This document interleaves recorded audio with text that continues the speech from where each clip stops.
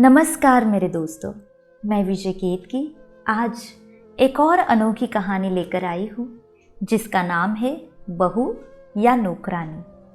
पूरे 5 साल बाद नरेश कनाडा से लौटा था। कनाडा में एक ब्यूटी प्रोडक्ट्स बनाने वाली कंपनी के लिए नरेश काम करता था। नरेश अपने देश अपने घर लौटकर काफ़ी खुश था।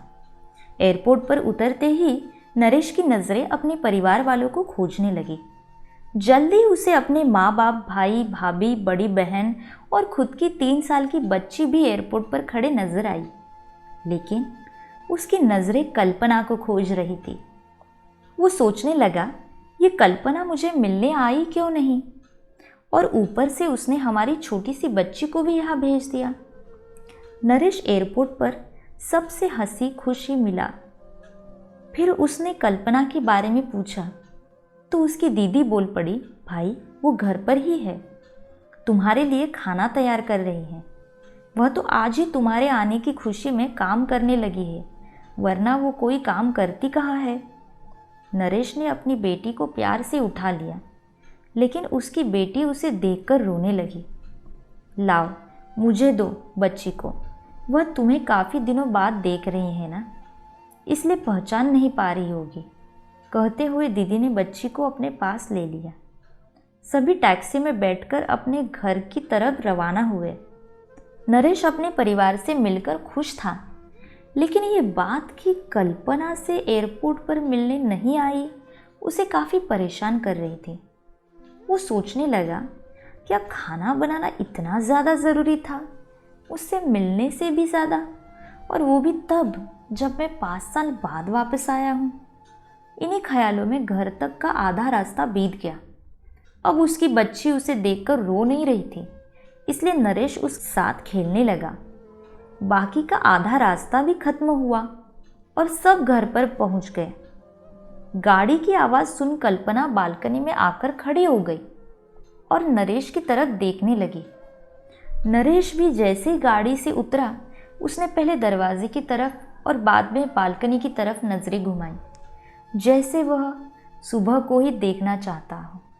नरेश से नज़रें मिलते ही कल्पना के चेहरे पर मुस्कान झलक पड़ी। नरेश भी उसे देखकर हल्के से मुस्कुरा दिया। सभी घर के अंदर गए।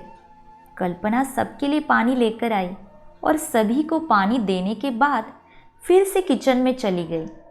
चाय बनाने के लिए थोड़ी देर तक सभी परिवार वालों से बातें करने के बाद नरेश कल्पना को बुलाने लगा। माँ ने उसे बीच में टोकते हुए कहा, रहने दो उसे किचन में, थोड़ा काम कर लेने दो, बाद में अपने आप आ जाएगी।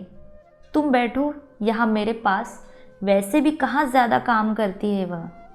नरेश यही बात दूसरी बार कल्पना के बारे में सुन रहा था।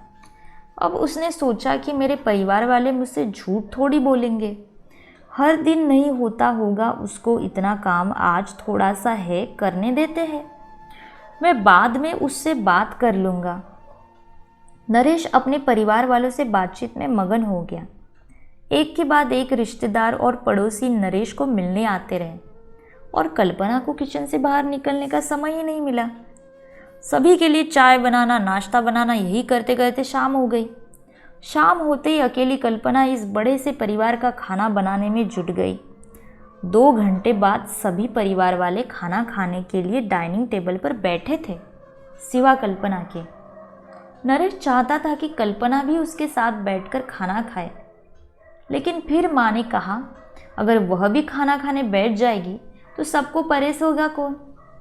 सभी के खाना खाने के बाद कल्पना ने अकेले खाना खाया। रात को सोने के वक्त नरेश और कल्पना अच्छे से मिल पाए। नरेश कल्पना के साथ काफ़ी बातें करना चाहता था, लेकिन वह उसके चेहरे पर थकान और नींद अच्छे से देख सकता, इसलिए उसने कल्पना को परेशान न करने का फैसला किया और उसे सोने दिया। कल्पना सोते ही वाली थी कि उसकी छोटी बच्ची रोने लगी, तो कल्पना तुरंत उठकर उससे दूध पिलाने के लिए चली गई। नरेश कब सो गया उसे पता ही नहीं चला। जब सुबह बच्ची की रोने की आवाज़ आने लगे तो नरेश उठा और कल्पना को पुकारने लगा। जब कल्पना पास नहीं दिखी तो उसने बच्ची को चुप कराया और खुद से सुला दिया। नरेश बाद में कल्पना को देखने लगा तो कल्पना उसे फिर से किचन में मिली, जो सुबह सुबह ही जल्दी उठकर घर वालों के चाय नाश्ते की तैयारी में लग गई थी। अब नरेश सोचने लगा, माँ और दीदी तो कहती थी कि कल्पना ज़्यादा काम नहीं करती, लेकिन जो मैं देख रहा हूँ वो तो कुछ और ही है। नरेश अब सब समझ गया था, पर वो अपनी माँ को ऐसा नहीं बोल सकता था कि कल्पना से ज़्यादा काम ना कराया करो। इसलिए अब उसने खुद ही कल्पना की मदद करना शुरू कर दिया था। नरेश के हाथ बटाने से कल्पना को थोड़ा अच्छा लगने लगा था। पहले जहाँ उसका चेहरा थकान से उतरा रहता था, अब उस पर थोड़ी थोड़ी चमक आने लगी थी। नरेश ने कुछ दिनों में ही ये महसूस कर लिया था कि कल्पना अब वो कल्पना नहीं रही थी जिसे नरेश शादी करके लाया था। वो तो कोई और थी, जो तोते की तरह बोलती थी, और ये कल्पना तो बिल्कुल चुप है, गुमसुम है। ऐसा लगता है जैसे किसी के दबाव में हो, किसी डर की वजह से सहमी हुई हो। नरेश कल्पना को उसके काम में और ज़्यादा मदद करने लगा। नरेश का ऐसा व्यवहार अब घर वालों को खटकने लगा। घर के सभी बड़ों और उसकी दीदी ने मिलकर नरेश को समझाया, तुम अपनी बीवी की मदद करते हो, उससे हमें कोई एतराज़ नहीं है, लेकिन तुम्हें भी एक हद तक ही ऐसा करना चाहिए। जब तक कोई तुम्हें ऐसा करता न देख रहा हो तब तक सब ठीक है, लेकिन जब कोई तुम्हें बीवी के होते हुए बर्तन धोते देखे तो वो अच्छा थोड़ी लगता है। और सोचो, आगे चलकर कल्पना को तुम्हारे हेल्प की आदत पड़ गई तो तुम्हारा अपना काम में ध्यान लगना मुश्किल हो जाएगा। नरेश हमेशा से ही अपने परिवार वालों की बात मानता आया था। जिस तरह से सबने नरेश को समझाया था, नरेश भी उनकी बातों में आ गया। अब नरेश कल्पना की मदद करने से कतरा था। कभी कभार वह बच्ची के लिए दूध गर्म कर लिया करता, उससे ज़्यादा कुछ नहीं। घर वालों ने नरेश को विदेश जाने से मना कर दिया और कहा कि यहीं पर कुछ काम कर लो। नरेश ने अब घर से ही ब्यूटी प्रोडक्ट्स ऑनलाइन बेचना शुरू कर दिए। उसका परिवार भी बढ़ गया। अब उसे 2 बेटियां और एक बेटा था। दोनों बेटियां स्कूल जाने लगी थी, लेकिन बेटा अभी भी छोटा था। जितना नरेश कमाता था उतना सबके लिए काफ़ी न था। काफ़ी सोच विचार करने के बाद नरेश ने यह फैसला किया कि वह अब कल्पना के साथ शहर में जाकर रहेगा, जहाँ पर कल्पना भी काम कर पाएगी और वह घर से ही अपने ब्यूटी प्रोडक्ट्स बेचना शुरू रखेगा। इस तरह से वे अपने पैसों की तंगी को पूरा करेंगे। परिवार वालों ने भी नरेश को इजाज़त दे दी। नरेश चाहता था कि माँ भी उसके साथ रहे, लेकिन माँ को शहर में आना मंजूर न था। माँ बड़े भाई के साथ रहने लगी। शहर में अब कल्पना नौकरी करती और नरेश घर से ही ऑनलाइन अपने प्रोडक्ट्स बेचता। कई साल ऐसे ही बीत गए। कल्पना घर का काम और बाद में बाहर का काम करके पहले से भी ज़्यादा थकी थकी रहने लगी।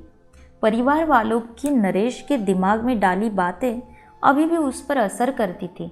वह यहाँ पर भी कल्पना का हाथ ना बटाया करता। नरेश अब दिन रात अपने प्रोडक्ट्स बेचने में ही मशरूफ़ रहता। कभी कभी कल्पना उससे कहती कि मुझे अच्छा नहीं महसूस हो रहा है, मुझे डॉक्टर के पास ले चलो। वो हाँ कह देता, लेकिन अपने काम में इतना खो जाता कि कभी उसको डॉक्टर के पास ले ही नहीं जाता। कल्पना तो बीमार थी, लेकिन एक बार नरेश बहुत ज़्यादा बीमार हो गया। इतना बीमार हो गया कि उसे अस्पताल में भी भर्ती करना पड़ा। अस्पताल में नरेश के पास सिर्फ कल्पना थी और कोई नहीं। इतना बीमार होने के बाद भी उसके परिवार वाले सिर्फ उससे मिलकर वापस अपने घर चले गए थे। उसका सहारा बनने के लिए, उसकी तकलीफ बांटने के लिए कोई भी उसके साथ नहीं था। बिस्तर पर पड़े और शारीरिक तकलीफ से गुजरे रहे नरेश को अपनों का ऐसा व्यवहार बहुत तकलीफ दे रहा था। फिर वह सोचता कि उसने भी तो कल्पना के साथ जिंदगी भर यही किया है। क्या वो कल्पना का जीवन साथी सिर्फ नाम नाम का ही नहीं था? जब साथ देने की बारी आती थी तो उसने दूसरों के बहकावे में आकर उससे किनारा कर लिया था। यहाँ तक कि कल्पना के खुद अपने मुंह से कहने के बाद भी उसकी तकलीफ को वो नज़रअंदाज करता आया था। नरेश को अब अपना दर्द कल्पना के दर्द के आगे मामूली सा लगने लगा। उसके दर्द को ना बांटकर उसने बहुत बड़ा गुनाह किया हो, ऐसा उसे लगने लगा। पश्चाताप के आंसू नरेश की आंखों से बहने लगे। उसने अपनी सारी गलतियों और गुनाहों के लिए कल्पना से माफ़ी मांगी। दोस्तों, जीवन साथी का मतलब होता है जीवन के हर उतार चढ़ाव में, जीवन के हर मोड़ में जो साथ दे। साथ होने और साथ देने में उतना ही फर्क होता है जितना सिर्फ वादा करने में और सचमुच वादा निभाने में होता है। कहानी कैसी लगी कमेंट करके ज़रूर बताना। एंड दोस्तों, पूरी कहानी अंत तक सुनने के लिए बहुत बहुत धन्यवाद।